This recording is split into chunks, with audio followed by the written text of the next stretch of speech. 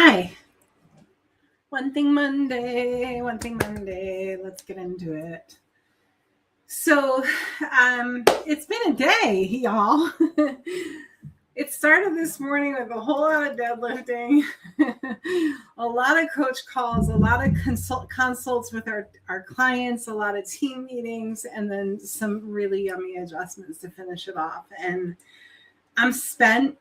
You can tell like my complexion is off because of my food choices from the past week. I went to the beach for a week, and you do what you do and you get what you get. And that's what I want to talk about today. So One Thing Monday is all about giving you one thing to chew on for the week, or one goal for the week, or one way to move the practice forward starting right now. And what I want to talk about today is cause and effect. And I hear a lot of practice owners give me reasons why they can't be successful. It's always about time, energy, money. They either don't have the time to invest, they don't have the money to invest, or they don't have the energy to invest. Very rarely is it there's too much of an abundance of time, too much of an abundance of energy, or too much of an abundance of money. Sometimes that does happen though. And I see right through the BS these days because I have absolutely done the impossible with staffless practice. Every step of this journey, I have never taken no for an answer. And I have said, it's not, can it happen? It's how does it happen? And it's not, how do we do this? It's who can do this. And I was really inspired by the book, Who Not How. It changed the way that I see running a company. And I was also really inspired in studying the EOS system. So in studying these systems, I've learned a few things. And one thing I've learned is it's okay to ask for help. The other thing that I've learned, and this is with 26 years of practice under my belt, or under my hands, is that words are really important. And if someone says to me, my back is killing me, or whatever the words are, usually it's my back is killing me, or my head is killing me, or my rib is killing me, I correct them and I cut right to the chase, and I say, you got to watch your words. You got to make sure that if you declare something like part of my body is killing me, that my body's a war zone, that you're going to own that, and that's going to be your experience. And some people would say that that's fluff and that's BS, and I'm telling you that it's true. The same is true when it comes to business. And here's where we go into the one thing. What I've learned is that if I think that I can, then I'm right. If I think that I can't, then I'm right. Ta-da! Like rocket science, people. And it started with book one, and I had naysayers. It started when I decided that I wanted to become a chiropractor. And most of the people who knew me said, you don't have the brains to go to graduate school, because I've never been an academic, ever, right? And then it started with just declaring a major in English. And then it started with choosing my chiropractic school. It started with writing my first book, opening my first practice, buying my first car, getting married. There's always been somebody in the shadows saying, you're not going to be able to do that. You can't do that because of money, time, energy limitations, giving me the limitations. But here's the thing. I have always said, thank you. And that's not true for me. I have always said, watch me. You tell me that I can't do it, now I'm really going to do it. I think about my friend Kim Thor, who I have a couple of people to brag on. Kim Thor is one of these people who she just sees it and she says, I'm going for it. There's no limitation. This is what I love about her so much. She has this experience coming up in Miami. It's actually in Fort Lauderdale in October, beginning of November, for chiropractors, called Brave. To get all of the leaders in the chiropractic industry on stage, myself included, to talk about what it means to be brave, to talk about how courage in practice shows up and changes the game. So let's get back to the One Thing Monday. And yay, Kim, shout out to Kim. As far as One Thing Monday is concerned, what I want you to know is that the words matter, and that if you think you can or you think you can't, you're right. Okay? If there's a goal in practice or there's a challenge in practice that you are reaching for, and you're reaching for it, and it feels like every time you reach for it, it gets a little bit further, you've got to pivot on your framework of the goal. So it may be the words that you're choosing. It may be the company that you're keeping. It's maybe just the basic decisions that you're making. Like, for example, if I go to the beach for 4 days and I eat like crap for 4 days, my face is going to break out. I'm going to be exhausted. My body's going to hurt. I'm going to be inflamed, and it's going to affect all of the decisions that I made. Those were conscious decisions that I made because I said, F it, I'm on vacation. I'm just going to go for it, right? Every decision that we make determines the next step of the path. So this is where it comes into play. It's so funny. I'm looking at my computer. I just got distracted. I have this big sticker on my computer that says love wins every time, because it does. It always wins. Fear never wins. Love wins every single time. So if you're afraid of something, on the flip side of that fear is love. And love can come up in all different flavors and colors. So can fear, right? So if I'm going to say to you, guess what? And I'm going to drop a little pearl here. We're running a 3-day mastermind for marketing at Sherman College in October, a 3-day intensive with a small group of doctors. It's going to be through the roof. And you know what? Every bone in my body is scared to do it. And you know what?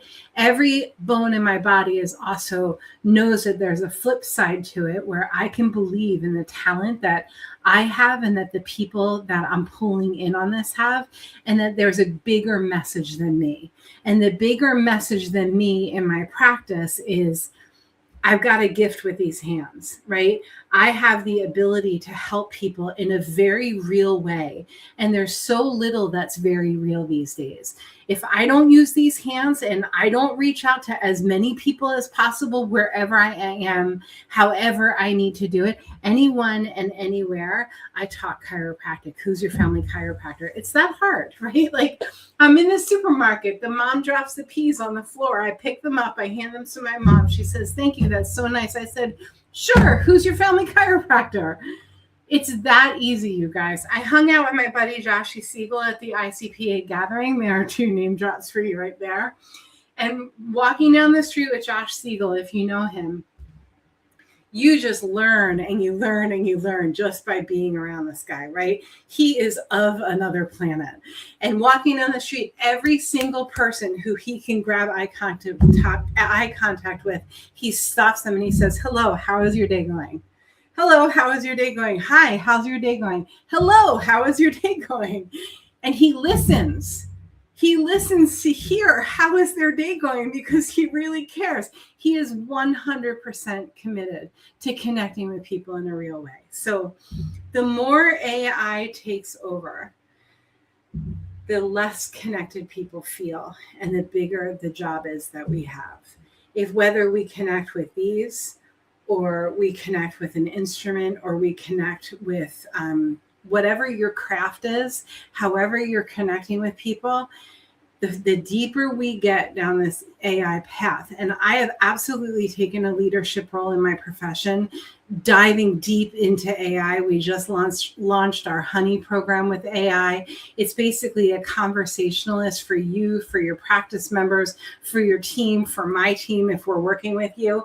However deep we get into this, what I see is on the other side of it, people feel more and more disconnected. People feel more and more lonely. So never has there been a better time for these hands, right? The heart, the hands, the connection, all of it. Okay, I digress. So one thing, this week, what I want you guys to focus on is I want you to focus on the problems in your practice, or it can even be the problems in your life. It can be the problems in your marriage, the problems with your kids, whatever the problem is. I want you to remember that the problem on the flip side is potential. And I want you to think, does this problem need a system or does this problem need a person? Most of the time, the problem needs a system, especially today with AI.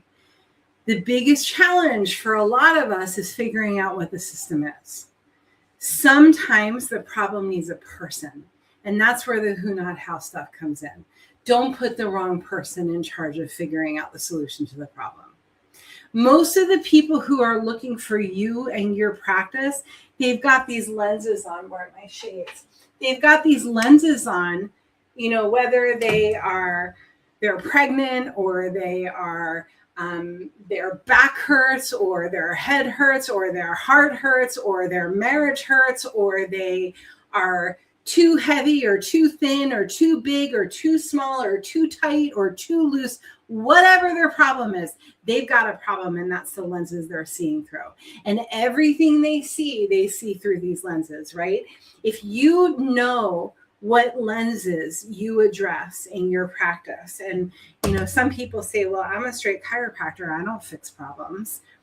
I'm telling you that even as a straight chiropractor, hello, myself included, the problem that I solve is that people feel disconnected, and they want to be more connected, and they want to be connected to source. They want to be connected to family. They want to be connected to their neighbor. They want more connection.